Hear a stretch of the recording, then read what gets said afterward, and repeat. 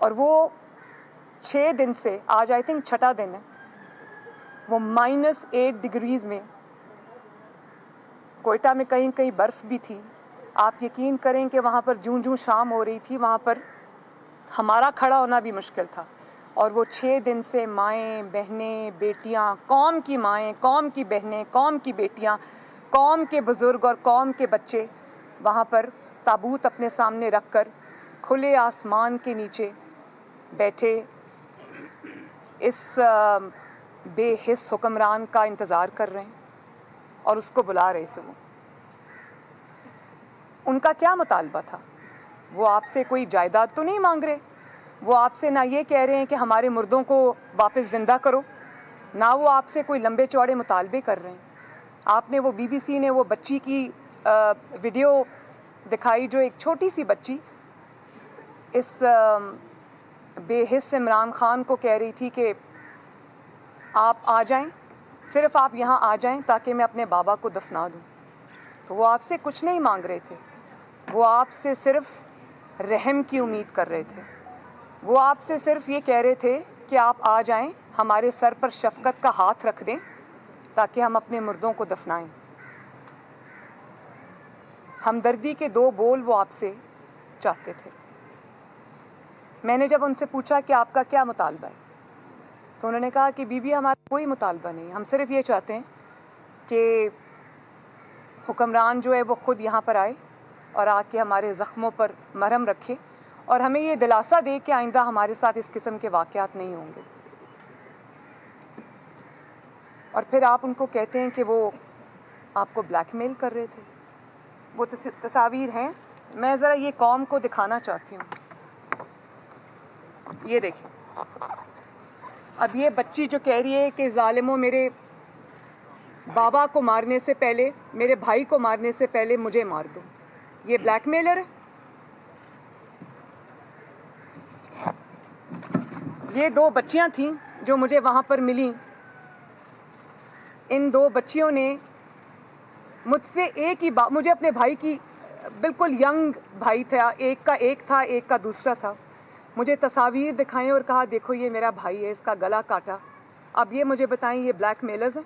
یہ دونوں اتنا روئیں کہ یہ میرے سامنے، یہ مریم اورنگزیب بھی وہاں پہ موجود تھیں، یہ بے ہوش ہو گئی تھی روتے روتے. یہ بلیک میلرز ہیں؟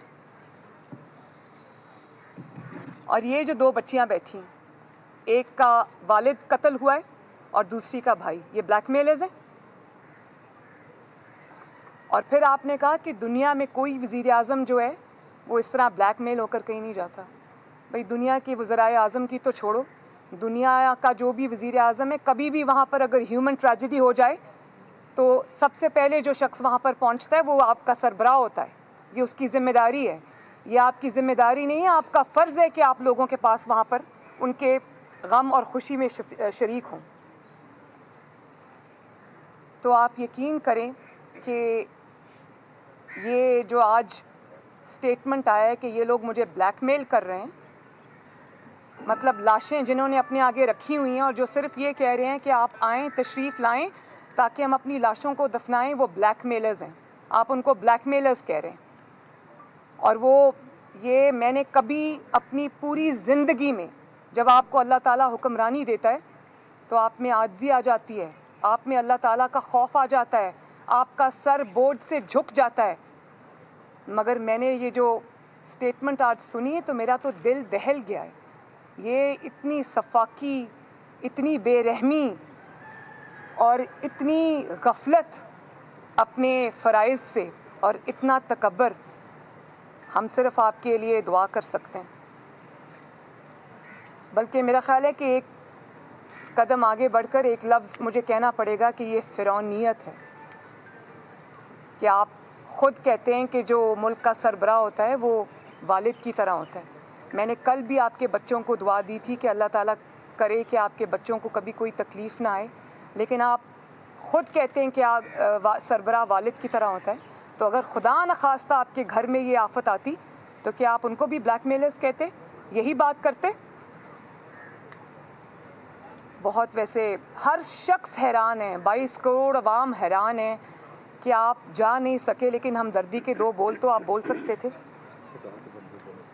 اور پھر آپ یہ کہتے ہیں کہ اپنے مردوں کو دفناؤ، میں تب آؤں گا. آپ شرطیں لگا رہے ہیں ان کے ساتھ. بھائی جن لوگوں کی تم چیخو پکار پر نہیں گئے، آہو بکا پر نہیں گئے، ان کے مردے دفنانے کے بعد اگر تم ان کے پاس جاؤ گے تو ان کو تمہاری کیا ضرورت ہے؟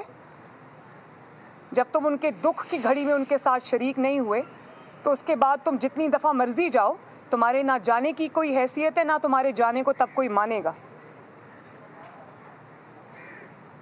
کتنے مستقبل اجڑ گئے، کتنی ماؤں کی گودیں اجڑ گئیں، کتنے بہنوں کے بھائی چلے گئے، قیامت ٹوٹی ان لوگوں پر. کھلے آسمان کے نیچے وہ بیٹھے ہیں اور آپ لاشوں کے ساتھ ضد لگا کر بیٹھے. آپ لاشوں کے ساتھ مقابلہ کر رہے ہیں، آپ مظلوموں کے ساتھ مقابلہ کر رہے ہیں اور ضد لگا کے بیٹھے. آپ کی انا اور تکبر جو ہے وہ آپ کو وہاں جانے نہیں دے رہا. بڑی بڑی عجیب بات ہے. اگر تکبر اور ہٹ دھرمی کا کوئی چہرہ ہوتا تو عمران خان جیسا ہوتا. اور پھر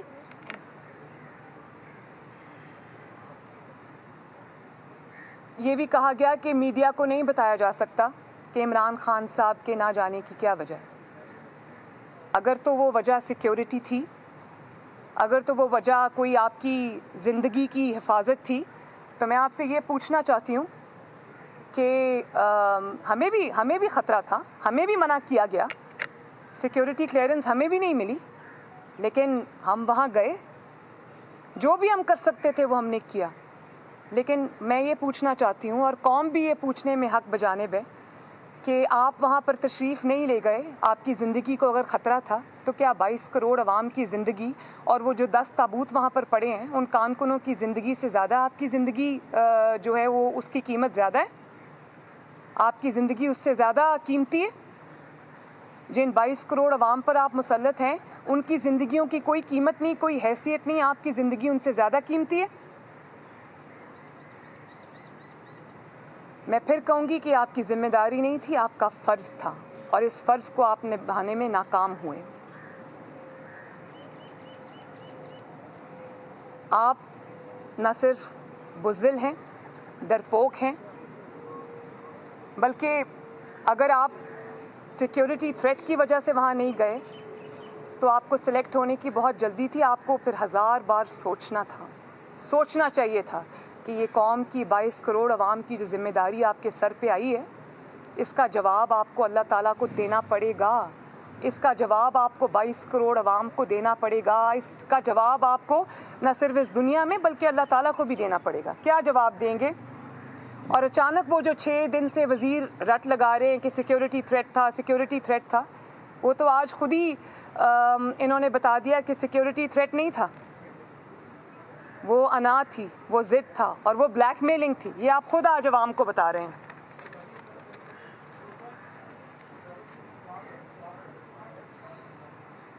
قوم جاننا چاہتی ہے کہ کون سی ایسی مصیبت تھی، کون سی ایسی مصلحت تھی جس نے آپ کو جانے سے، مظلوموں کے سر پر ہاتھ رکھنے سے روکے رکھا.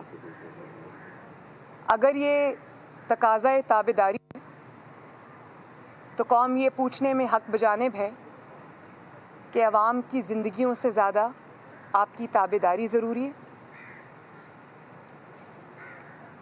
اگر یہ بے حسی اور سفاکی ہے تو بھی قوم کو بتا دیجئے تاکہ ہمیں پتہ چل جائے کہ مصیبت کی کسی گھڑی میں آپ کی طرف نہیں دیکھنا اور آپ نہیں آئیں گے اور آپ مظلوموں کو بلیک میلرز کہہ کے بلائیں گے.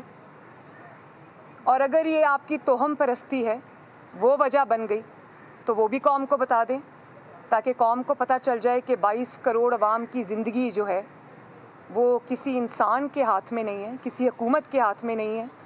وہ جو ہے وہ اس کا فیصلہ اب توہم پرستی کیا کرے گی.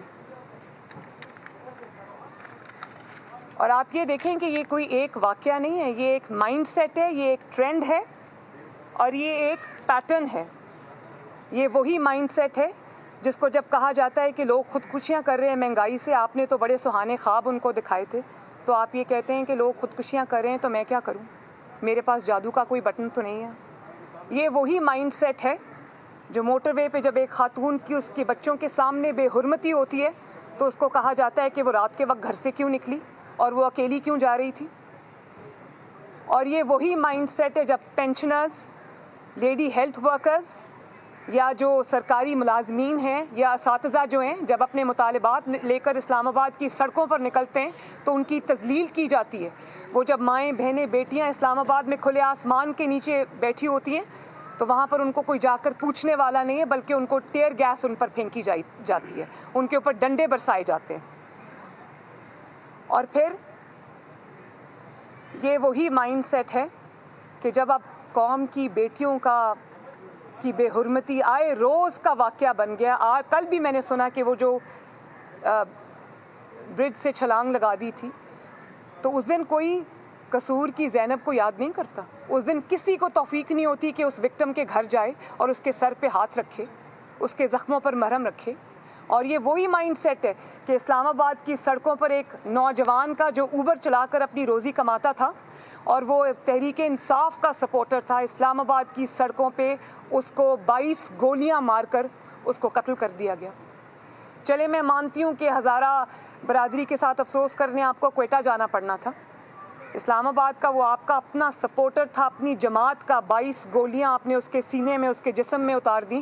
آپ کو اتنی توفیق نہیں ہوئی کہ اس کے والدین کو جو دہائیاں دیتے رہے, جو ٹی وی پہ آ کے روتے رہے کہ ہم اس کے سپورٹر تھے, کسی کے کہنے پر ہم نے اس کو ووٹ دیا تھا, کہ آپ اس کو جا کے دلاسا دے آتے. اور پھر آپ کہتے ہیں کہ فوج سب جانتی ہے. کیا فوج جانتی ہے کہ آپ کتنے بڑے بزدل ہیں؟ کیا فوج یہ جانتی ہے کہ لاشیں لوگ رکھ کے بیٹھے ہوئے اور آپ اپنی بزدلی اور اپنی انا کی وجہ سے آپ وہاں پر نہیں پہنچے؟ کیا فوج یہ جانتی ہے کہ آپ کی نالائکی نے, آپ کی بے رحمی نے, آپ کی نااہلی نے پورے ملک اور 22 کروڑ عوام کو اپنی لپیٹ میں لے لیا؟ کیا سلیکٹرز یہ جانتے ہیں کہ انہوں نے 22 کروڑ عوام کے ملک کی تقدیر